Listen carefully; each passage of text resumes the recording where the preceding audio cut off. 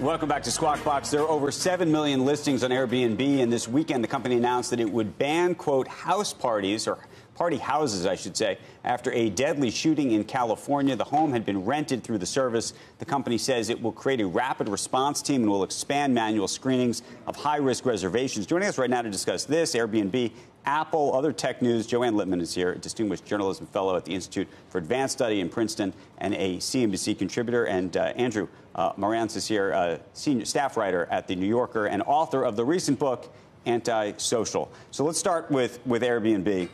Airbnb is based on trust. You have to trust. The whole, by the way, Uber is based on, it's a whole trust system. And so when things like this happen, it creates mistrust. The question is, can you actually police all of this kind of thing?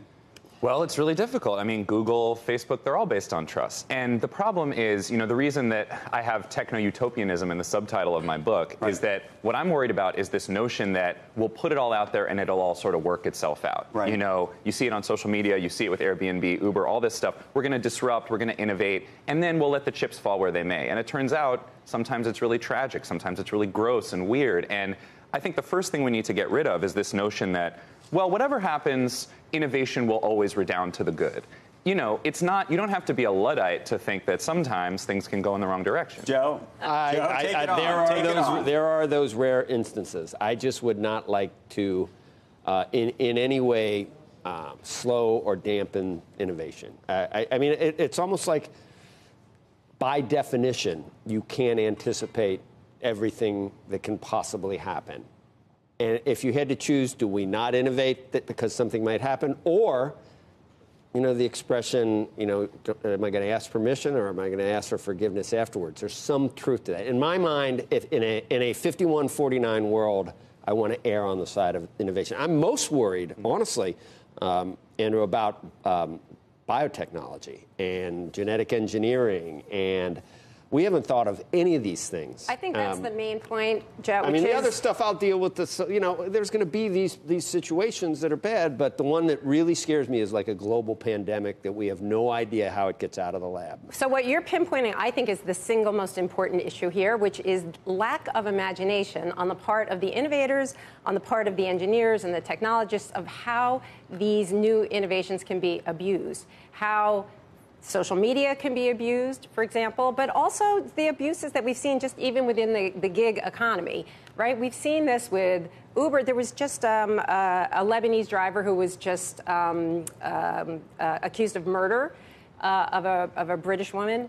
And there's been hundreds of these examples where... But net, Uber is an unbelievably positive force for society, net.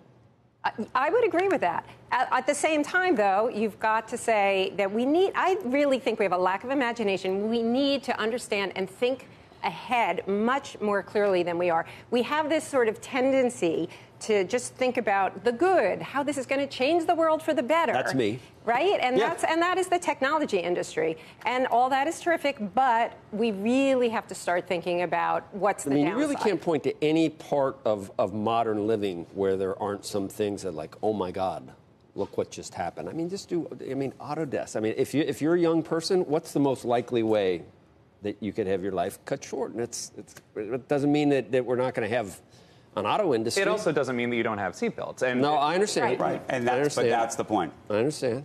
It did take a while to get seatbelts everywhere, obviously, and airbags and everything else. But and in the Airbnb case, why were they allowing party houses in the first place, right? I mean, these are pretty simple things. You like to party? I know you like to party. And easy to kick off the service. Very easy. And the other, one of the other issues Airbnb has been with carbon monoxide leaks. There's been people who have been killed because of carbon monoxide leaks. Again, something very, very simple to identify and to... There have been complaints from neighborhoods and from municipalities for a long time. Right. CNBC Investigations has looked into that, too.